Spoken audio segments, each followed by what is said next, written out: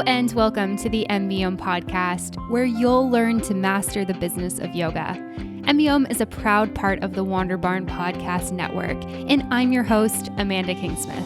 I'm a 500-hour registered yoga teacher, a yoga business coach, and a total business geek. Here at M.B.Om, you'll learn everything you need to know to create a sustainable yoga business by learning from myself and guests from around the world about how they built their yoga businesses, and about how you too can become a successful yoga teacher, studio owner, and much more. All right, let's dive in.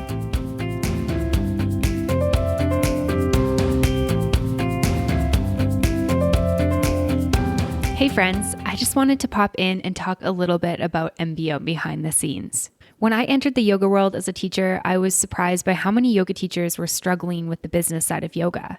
And that's why I created M.B.Om. M.B.Om helps yoga teachers and studio owners become entrepreneurs. It helps you to go from surviving to thriving with your yoga business. I am on a mission to change the yoga industry, to teach yoga teachers and studio owners about the business of yoga, and to help you feel more confident, successful, and abundant. After releasing hundreds of podcast episodes, I want to create content that dives deeper into helping yoga entrepreneurs thrive and elevate their businesses. This is where M.B.Om Behind the Scenes comes in. Each week, you will get bonus content from the weekly guest or myself, diving deeper into how you can take the teachings and apply them to your business. This podcast is designed for yoga teachers and studio owners who are ready to take it to the next level. If you enjoy M.B.Om and have been looking for an affordable way to learn more, this is it. For the cost of 2 lattes per month, you will get never-before-heard content that you can't access anywhere else that will give you tangible ways to dive deeper into your yoga business. If this sounds like something you're interested in, let's dive in. Head on over to patreon.com/MBM yoga and sign up to get behind the scenes now. Once again, that's patreon.com/MBOM yoga to get all the exclusive behind the scenes content. I'll see you there. Hello, everyone, and welcome back to another episode of the M.B.Om podcast. I'm super excited that you've decided to join me for today's episode of the show. This episode of the podcast is brought to you by OfferingTree, an all-in-one, easy-to-use online business platform that I've been working with for years. If you're looking to save time, energy, and money, definitely check out OfferingTree. And don't forget to grab your special discount at OfferingTree.com/MBOM. I'll tell you a little bit more later on in the episode about why I love OfferingTree, and hopefully you'll get a sense for if it might be right for you and your business.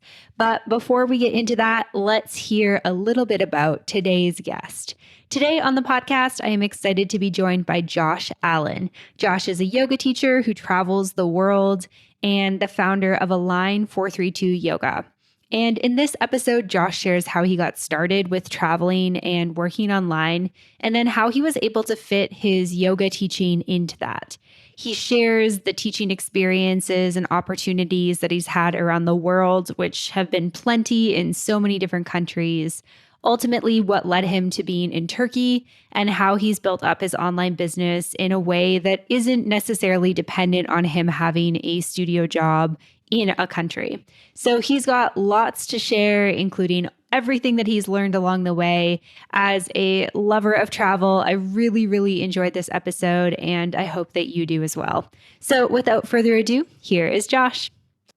Welcome to the show today, Josh. I'm really excited to have you here with me today. Thanks, Amanda. Great to be here.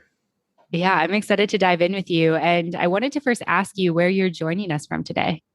Well, that's usually a very relevant question because multiple times a year, it's often a couple of different places. But right now, I'm currently in Antalya, Turkey, which is just south of Istanbul and just east of Greece. So, yeah, it's great to be here. Where are you? I am in Puerto Vallarta in Mexico, and I'm in the same situation as you. Normally it's like I'm in one place and then I'm in another place. And obviously over the last year, I've just been mostly staying put. I was, in Panama when the pandemic hit, went back to Canada for 7 months, and I've now been in Mexico for almost 9 months. So that's pretty much parallel to my situation. I was in India, went back to Canada for a year, and then came back out of Canada, and now I'm here in Turkey. So I can relate. Oh, amazing. Yeah, for sure. And how are things in Turkey right now? They're actually pretty good. They've there was a lockdown for a few weeks, but they've really seemed to turn things around. And in fact, here in Antalya, they're opening up a lot of shops. People can go to a lot of places, like gyms are reopening. And I mean, yeah, they seem to be going ahead quite quickly. So that's reassuring. Yeah, no, that's amazing to hear. I'm glad to hear that things are reopening. That always makes me feel happy when I hear that from people. Yeah. What about over there? Mexico never really closed, so things are open here. They just have some health restrictions and stuff, like the typical temperature checking, masks, that type of thing. But other than that, Mexico is open for business. Nice. Mm-hmm. Amazing. Well, I am excited to hear a little bit more about your yoga journey and how and why you got to Turkey and all that good stuff. But maybe we can start with your yoga journey. Can you tell me a bit about how you got into yoga? What inspired you to become a yoga teacher? Sure. I guess the very first time it was sort of unintended. I was actually out in Vancouver in the summer of 2015, and this friend of mine and I, we were hiking this mountain called the Grouse Grind, and we got to the top, and they had a free yoga class, and I thought, hey, it's not a bad first time to try out yoga, overlooking the ocean and all these other mountains. And, it was just kind of a fun thing. And I didn't really think anything of it until about 6 months later. I'll save you some of the details, but long story short, this complete random stranger convinced me to move to China and teach English in like 45 days.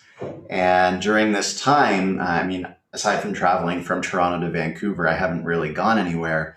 So I didn't even have a passport. I was, just kind of running around like a chicken with its head cut off.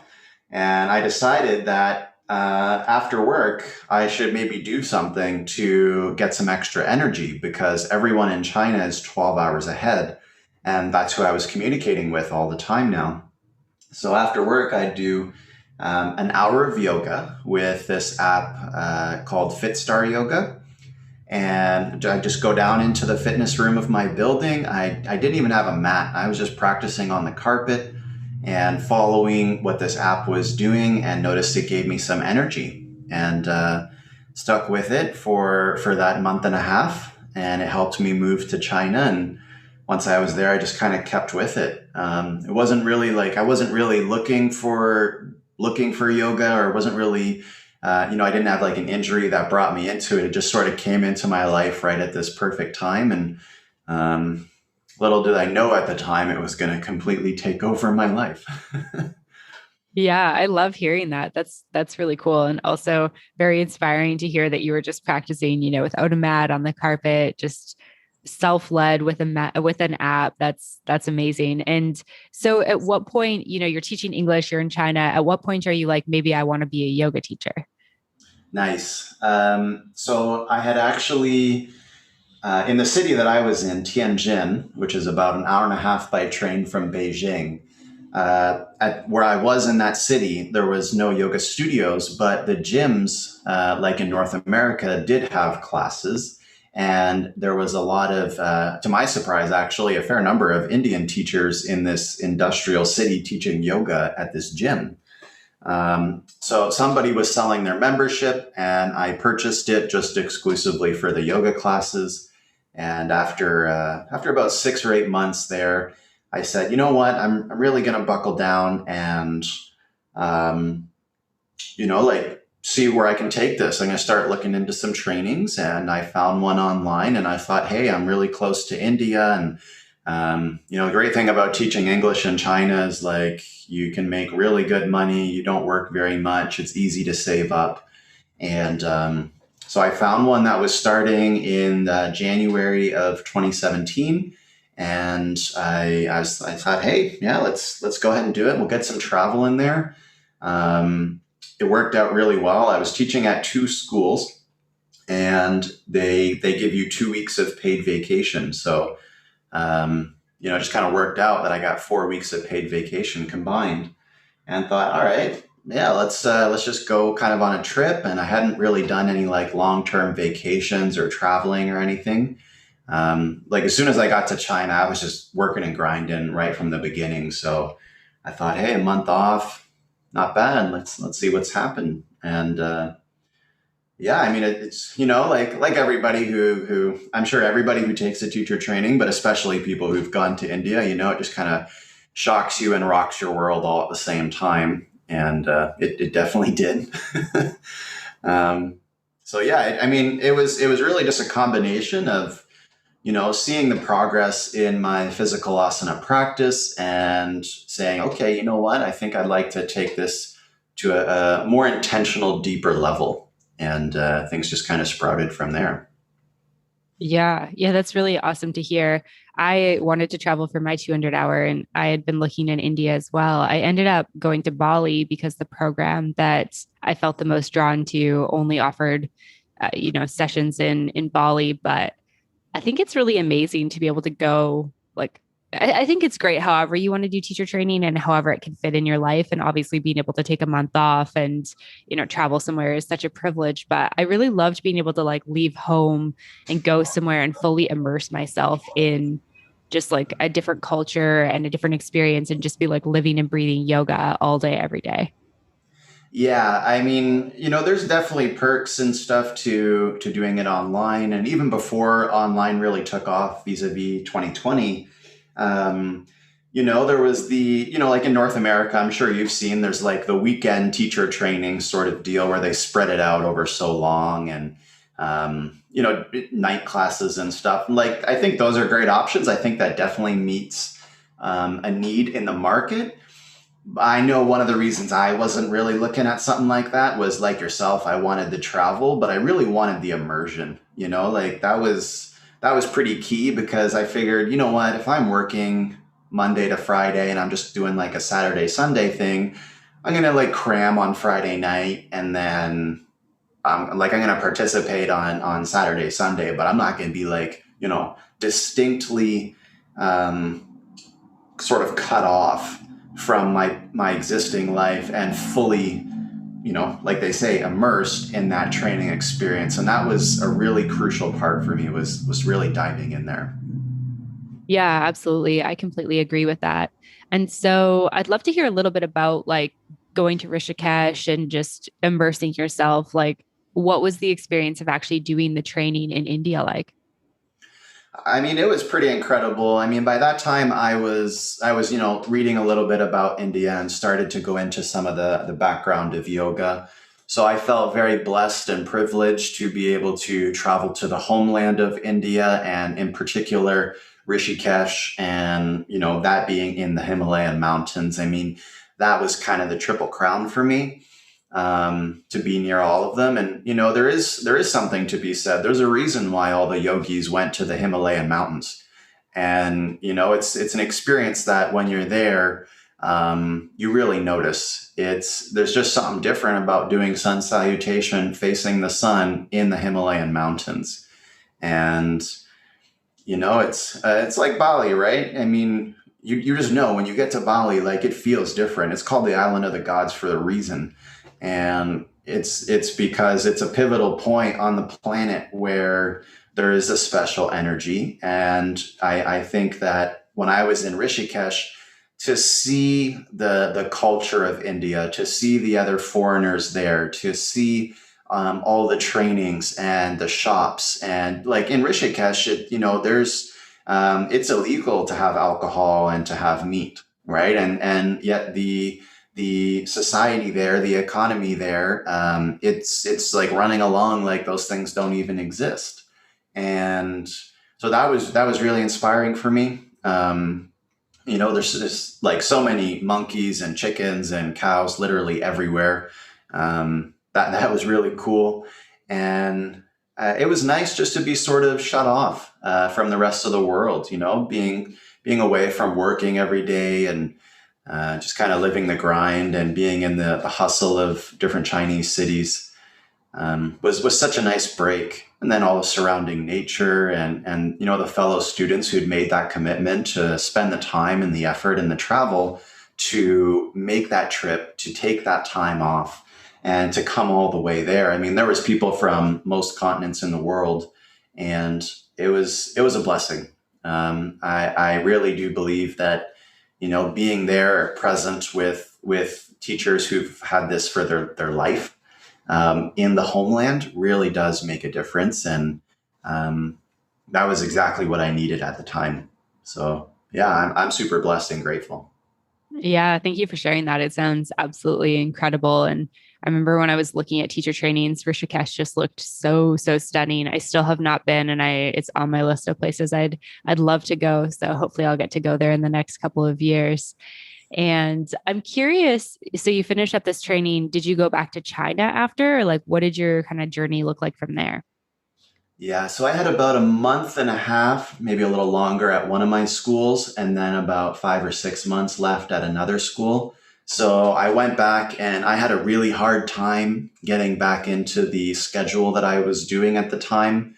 I was working 7 days a week, pretty much all day, every day, and it was a pretty big shock to go back. I realized, how hard it was on my body to be working this many hours and to not be taking care of it the way I learned in my teacher training. At that time, I went back and, to my surprise, there was this group of expats who was meeting at this bar. They had like this second floor that wasn't being used for anything, and the owner loved yoga of this. It's like a bar slash microbrewery, and so he opened it up for free classes for yoga. And at the time, during my teacher training, the teacher who was leading the classes had to go back to America, and they knew that I was doing teacher training. So they messaged me and they said, hey, when you get back, the teacher's gone. So you're going to be teaching the classes. And I was like, okay, I guess, like everybody fresh out of teacher training, nervous, scared. And yeah, it was fun. I had some good times, and I was doing those classes, and then I actually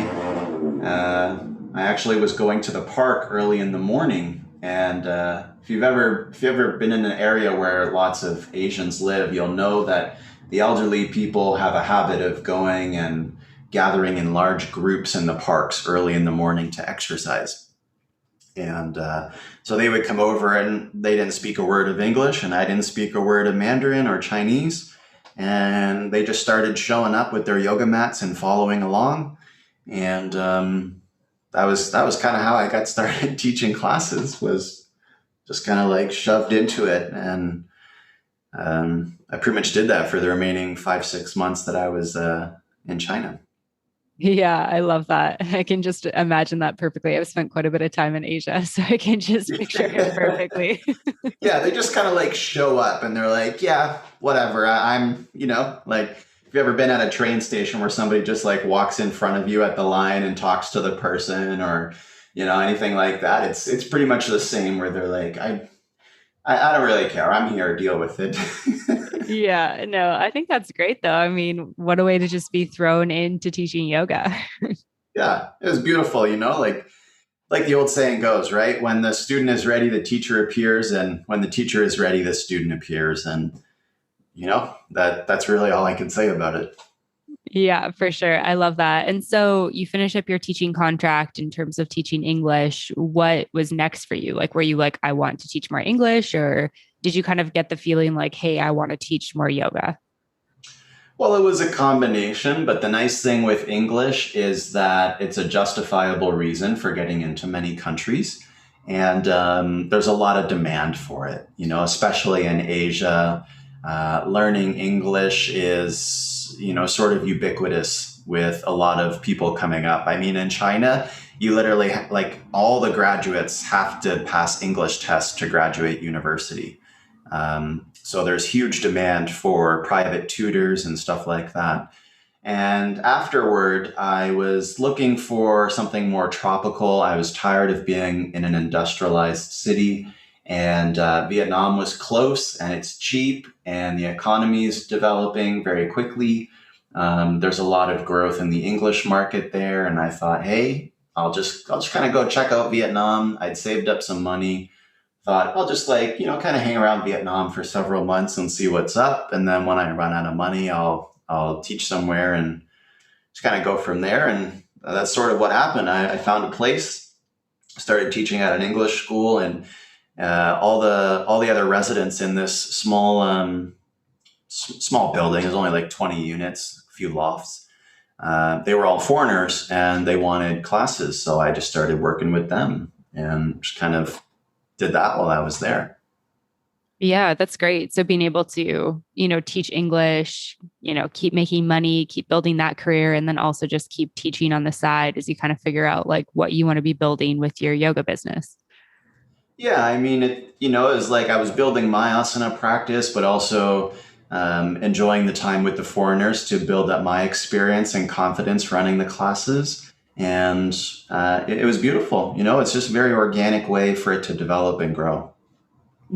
For sure, for sure. I think it's always interesting to hear people's stories as to how they sort of get into teaching because for some people, they go into teacher training knowing like I want this to be my career and then they're just diving head in or head first in when they finish training.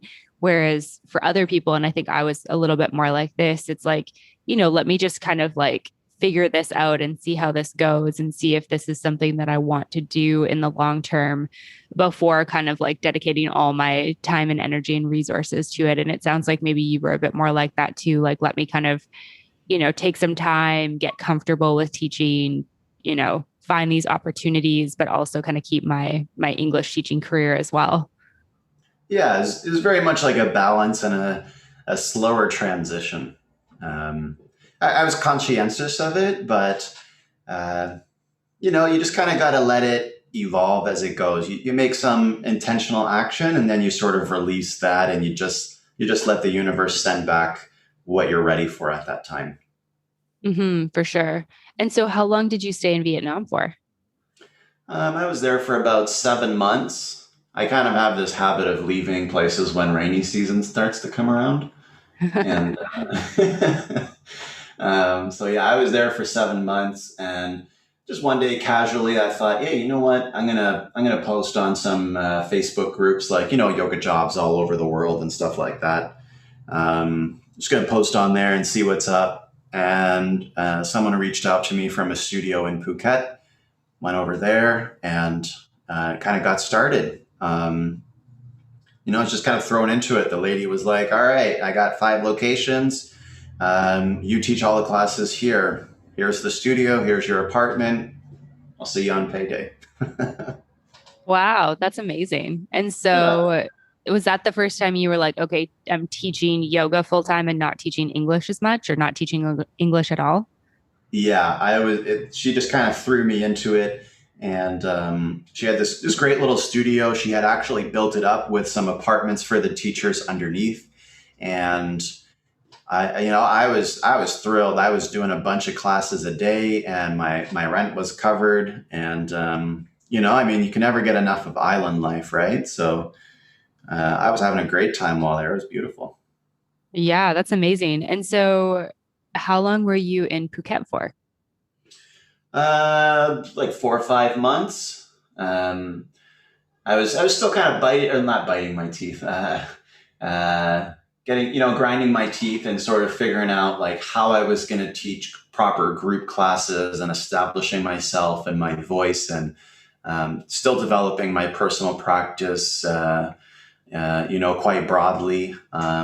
After that, I ended up going to Bali for a few months. I was planning on going back to Canada to visit my parents for their 30th anniversary. And so I was like, all right, well, I'll just go to Bali for a little bit and hang out there. Um, and it just kind of turned out with some beautiful stories from there. But long story short, this lady who had an office right nearby my Airbnb, she was looking for privates, and I ended up working with her and some of her friends for the time that I was there. I was also at. Are you familiar with a place there called Serenity Eco Lodge? Yeah, that's where I stayed to do my teacher training. Oh, no way! Yeah. Yeah. So amazing place, right? Like it's super beautiful. It's stunning. Yeah, I loved it. Yeah. So when I got there, that was where I first landed for the first few weeks, and then I found that Airbnb, and then that lady, and the few months that I was there, I was just kind of working with them privately, and went back to Canada. Did a little bit of work there at a studio. My formal education's in business admin management. So I did some admin at this studio. I was teaching classes there as well. And, I mean, it was like I was glad to be back in Canada in the summertime, but you know how those Canadian winters get. After you've been somewhere in the middle of January and the water's like 28 degrees, you're just kind of like, you know what? Not feeling this minus 25 every day right now. I could really go for some beach. And Yeah, no, I 100% feel that. Being from Alberta, I'm like the first time I spent a winter, like a full winter away, and I was like, so this is like how other people live. I'm all the like, time. I think I want to live like this Yeah, that's what instead. I was. I took so many pictures to send back to my family, and I was like, you're choosing to suffer in winter for 6 months, right? Like you could be here, and I it just baffled my mind. Like when I was back in Canada again, I was like, this is not going to work. I'm not going to let this fly, knowing that it's beautiful summer. Those palm trees on people's desktop backgrounds, those aren't made up. Those are real places. Yeah, no, for sure, for sure. I've experienced the same thing. I'm the same way about rainy season too. I was kind of chuckling to myself as you said that because it has just turned to rainy season here. And now my husband and I are like, it's time to leave where we are in Mexico. It's raining too much. Yep, I'm out of here, right? Let me take a $200 flight somewhere. Yeah, yeah, exactly. And so continue to walk me through your journey. So you're back in Canada, you're like, okay, this winter thing's not going to work. What do you do next? Or at what point does the pandemic come into this? Well, so this was early 2019, and I was getting tired of winter. Late sunrises, early sunsets, freezing cold, and I just started applying online for jobs again, all over Asia, parts of the Mediterranean and the Caribbean. And I got a job offer from a studio in Indonesia, big studio. They wanted me there for a few years contract. And I thought, cool, yeah, like let's do it. So I agreed, bought the tickets, flew over, and I was there for a few months. It wasn't really my thing. They had all the sequences pre-recorded, and you weren't allowed to deviate from that. They were wanting us to do like 4 hours of class a day, plus like 2 to 3 privates in between, and then wait at the studio in between that. And the accommodation wasn't right for me. And I mean, like after you've been on like a beach city, being in Jakarta's on the beach, but there's no nice beaches. It's like there's lots of dirty places and it smells horrible most places because of the open sewers and stuff. And I was just like, you know what, this isn't really the place for me. Um, so I left that studio and I had no money, no other job lined up, and nowhere else to go. Luckily, there was a competitor studio that took me on and they offered me a substantially higher rate. And they were nearby where I was living. And they said, hey, you know what? We're actually just looking for someone for a couple of months. And that worked out perfectly because just the day before they actually interviewed me, I got an offer from a school in Goa, and I took it. They wanted me in a few months. So it just worked out that the number of months that this local studio wanted me was the same amount of time before this school in Goa wanted me to come over. So I took the job at the studio, finished up there for a little bit, and then flew over to Goa and got settled there. And I was there from pretty much the end of 2019 till the pandemic started, and then I flew back to Canada. So yeah, Yeah. it was crazy. It was a lot. It seemed like India wasn't really impacted in the first little while in the way that the rest of the world was, and I was really hoping I could just kind of hide in Goa and ride it out. um, but that didn't seem to be the case. So yeah, I flew back to Toronto, and at that point, shortly later, I started taking this really cool online class. At the time, it was called Grow Yoga Biz, but now it's called Modern Yoga Teacher. And it's a program that teaches you how to build like a pretty significant signature program, and work on a premium price model, and sort of establish something as like a real legitimate business that takes advantage of pre-recorded content with a combination of live content and taking people through a signature program. So that was pretty mind-blowing for me. I worked really hard on that and did all of that for pretty much 2020, just kind of like everybody else, cooped up in the house. Didn't really go anywhere, didn't really do anything. I was teaching some private students online. And yeah, I mean, that pretty much sums up my 2020. But it, it wasn't until early this year, actually, that I started doing some public online classes and was getting in touch with many of my previous students. And one of them was from the first batch of teacher trainings in Goa. And she joined the class. She loved it. We started talking, and she's from Iran. And just shortly after she joined my class, she moved here to Antalya, Turkey. So we kind of connected, and we really hit it off. We aligned on a lot of things, and our values and our mission and our beliefs very much overlapped. So, she's like, oh, well, why don't you come stay with me for a bit? You can find a place and get settled. And I kind of laughed. And I remember telling her, I was like, you know what? I have this habit of moving countries very, very quickly anywhere in the world. So when you say something like that, you should know that I very much might show up there. I hope you're not just being courteous. And she was like, no, I'm being legit. You should come and stay. And as we got to know each other, we got very much interconnected and interested in each other. And I thought, hey, you know what? I'm going to come over here. Turkey has some great visa options. The weather is great. The city meets my requirements for living. And, it's very well strategically positioned between Africa and India. And it's very accessible to Eastern Asia. So I thought, hey, yeah, I could throw Turkey on my list of countries I've lived in. Why not? Let's go see what happens. And so it was actually really crazy. I decided we were romantically involved, and on Valentine's Day, I decided that I was going to move here. And then 3 weeks later, I landed here on my 30th birthday, and the two of us are together here now. So it's quite the blessing. I'm very lucky. Yeah, that's amazing to hear. Thank you for sharing all of that. And it sounds like you've just had, a very interesting, windy, perfect journey along the way. And as a fellow lover of travel, it's cool to hear how many places you've been able to, go to and teach in, and just kind of following like your heart and what's calling you to the next place and that type of thing. I think it's very cool. Yeah, well, I've kind of got this rule that when things line up in like when the quote unquote coincidences like start stacking up way too obviously, it's kind of, in my opinion, it's sort of like the universe being like, all right, let's go. How many of these do I got to give you? It's time.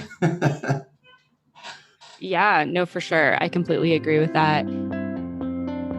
Hey everyone, we're just taking a quick break from the podcast to talk about OfferingTree. I wanted to remind you about the special discount you can get with OfferingTree. I love telling yoga teachers about OfferingTree because not only is it your one-stop shop for all things that you need in your yoga business, but it is also easy to use, it's affordable, and it's truly an amazing company to work with. OfferingTree lets you sell courses, run classes, manage memberships, and so much more with just one account. That's right, just one login for all those parts of your business. One of the best parts about OfferingTree is their online store. You can sell digital content like yoga videos, challenges, and courses right from your website.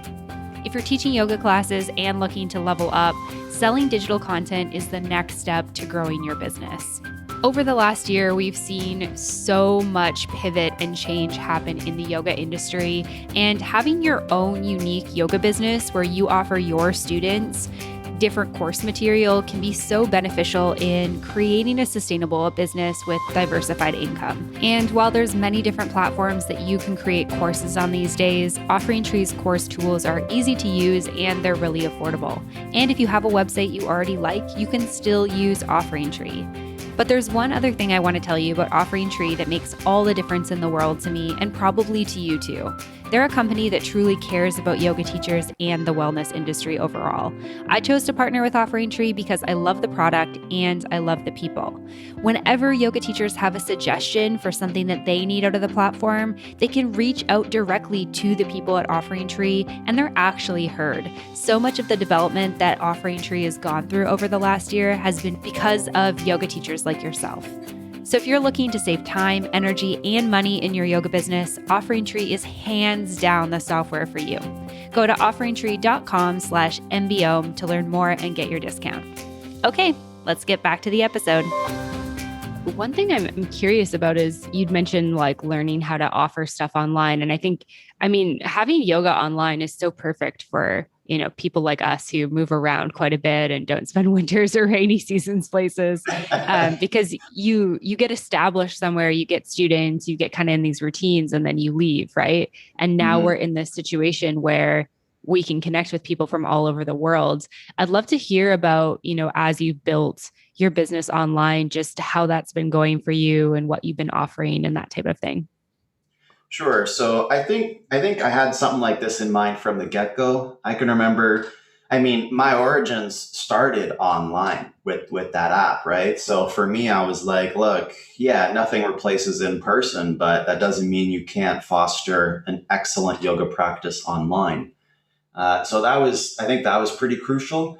And then just, I started my Instagram just after doing my teacher training, and I was already moving around. So I'd be in a studio and I'd get students and they'd follow my journey. And I very much made my travel like a part of why students should follow me, like that balance between travel and yoga. And everybody who's young and our age and does that whole, let me sell everything and take a backpack and travel the world. Like, you go through some substantial personal realizations, and then combined with a yoga journey, I've very much believed that that's a powerful way to develop both oneself and one's personal yoga practice. So when 2020 came around, I already had a number of students from around the world who, had come to India for teacher training or were visiting in previous places that I'd lived. And that was already a little bit baked in there. I was familiar with being on camera. I take all my own content. Before I moved here, now it's a combination of myself and Sarvanas. So, those two things were already going for me. And having previously come from working at Apple, I was very much into the tech and, working with gadgets and combining it all online. I very much wanted to develop what I call an automated online passive income. And so I thought, hey, that training course I took was pretty much speaking to all of those things. And I started out with Zoom. I was taking the training course, like I was very aware of what they were doing. And from like add to sign up to the call, I was very conscious of how they were guiding me through this process. And it was a very expensive program. And the fact that they got me all the way to talking on the call, I knew what they were doing in that process. I was like, all right, I'm taking this course to learn exactly this because I knew what you were doing this entire time. And basically, while I was taking the course, I was trying to emulate as much of it as I possibly could.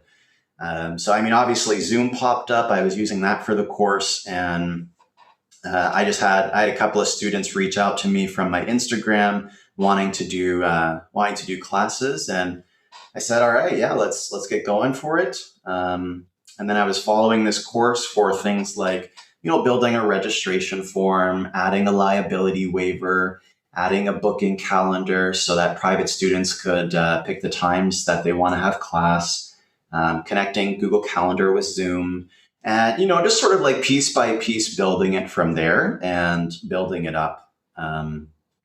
So yeah, it sort of was a little bit integrated from the beginning, but I'm actually super grateful for 2020 because it helps the rest of the market get online and get comfortable with yoga. I loved the idea of like having pre-recorded content and being able to sell it as a digital package, like somebody would sign up for Spotify. And people were doing that in 2017, but they weren't doing that for yoga in 2017. Now, everybody's just so used to the idea of like, hey, I can get a teacher from anywhere in the world. I can connect with students from everywhere in the world. And that's just a normalized part of the yoga evolution, like so many other industries. I mean, that's just not going anywhere.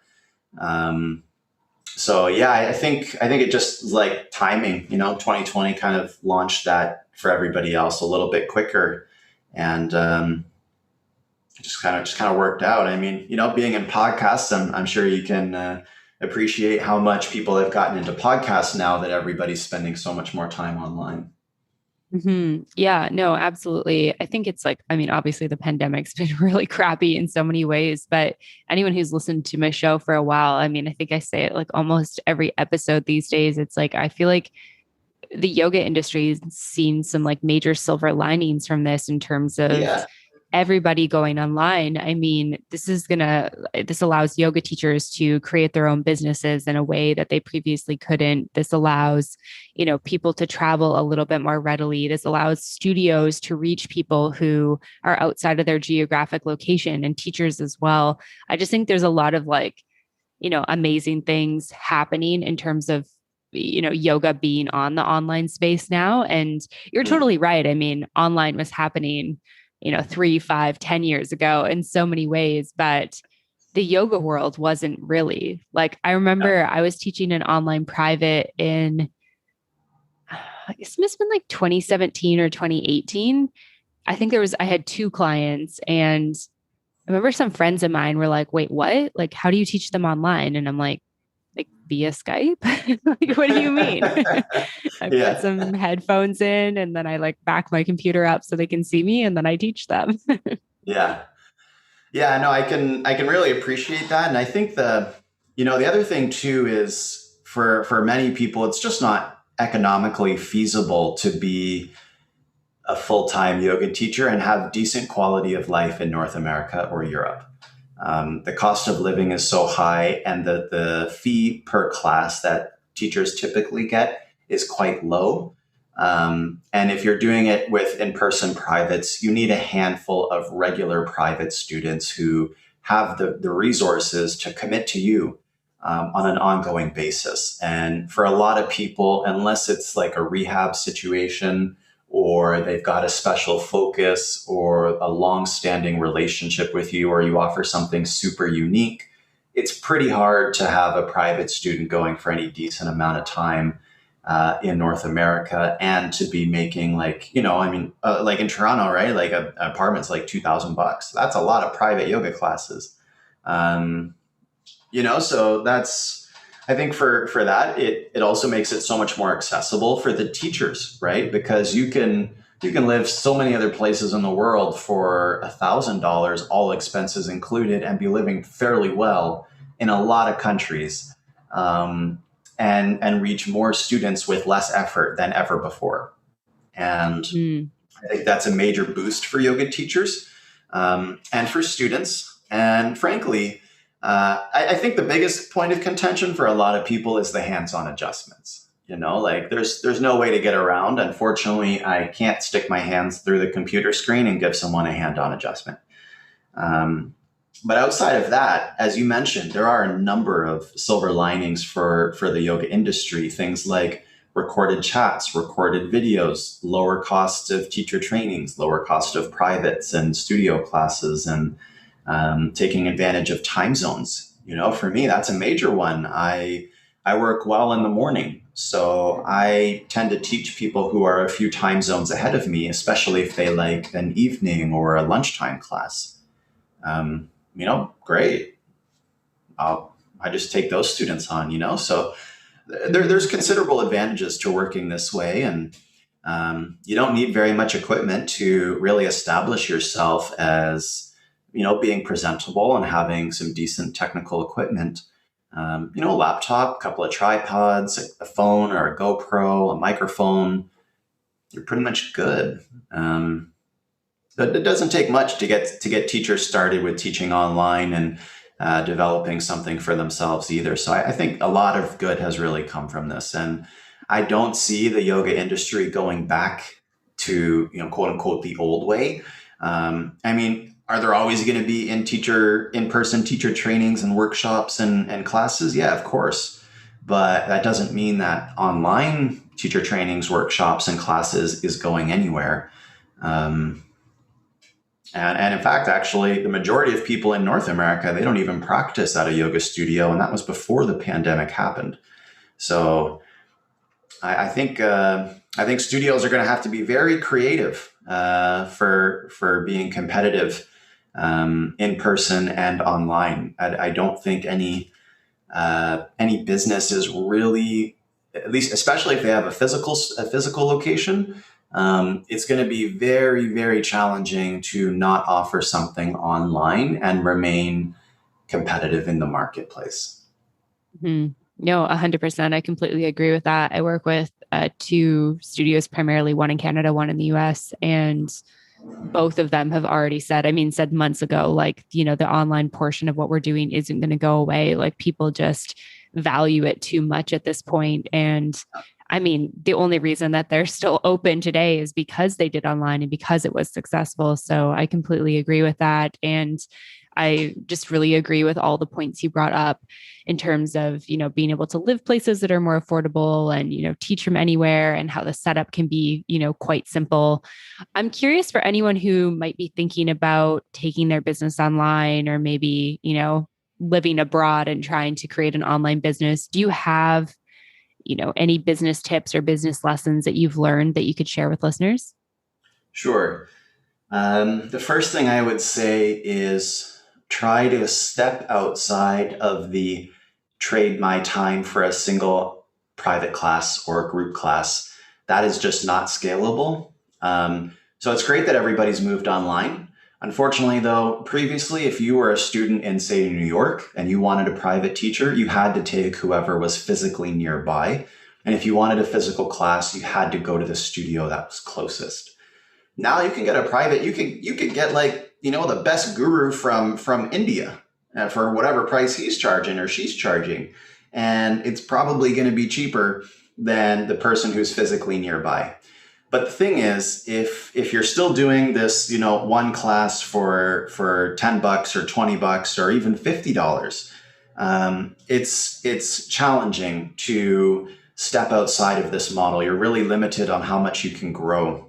And the reason for that is because if your student gets sick, gets injured, runs out of money, if you go into one of those situations, then you're not teaching. And if you're not teaching, you're not making money. And, it's not all about the money, but the fact is you got bills to pay, and good vibes don't pay the bills at present time. So what we have to do is think about something that's more economically feasible. And the fact is, all yoga teachers want to help people, right? That's just kind of core at the foundation of most teachers. So what better way to help people than to have content packaged and pre-recorded that people can take at their own time and pace? And the reason why this is so important is because, I'm just going to use an example. Let's say you want to work on handstands. All right. So if I teach handstands one class at a time, that's a lot of work to get those people, and then a lot of work to work with those students ongoing. If I made 25 videos on how to develop a handstand practice and I recorded them and I put them in, like, some kind of thing, like behind a paywall, right? You got to pay a fee and then you get access to this content, whether it's a download, whether it's a subscription, whatever it is. Then your focus can be on getting new clients, right? And if you combine this with some Instagram ads or some Facebook ads, you can basically have those ads searching out for clients for you, directing them to the payment place, and then giving them access to your pre-recorded content. And if you combine those pre-recorded videos with some live calls, maybe say you got an 8-week program, you throw in a live call once a week for answering questions or group classes or whatever, that's a much more feasible model, because you can keep grabbing students. They get the benefit of convenience of training with you. I mean, the message is still the same. And personally, in my opinion, if what you're teaching has value, it should still translate whether it's pre-recorded or live. If what you're teaching is helping students, it won't matter which medium it's in. And then you can actually help more people because your time is spent delivering quality interactions, in this example, on those live classes, and not stressing about getting a bunch of students or trying to keep them or teaching the exact same message to 5 people. Just at the beginner stage, you actually have the time and the resources to say, okay, I'm actually going to help some people here. I can go into more in-depth relationships and more knowledge because they've got the basics covered in the pre-recorded content. And I can even afford now, with time and resources, to help other people who may need some karma classes. Maybe I'm doing some volunteer work on the side or whatever. You actually can't do that if you're spending all your time chasing $10 classes.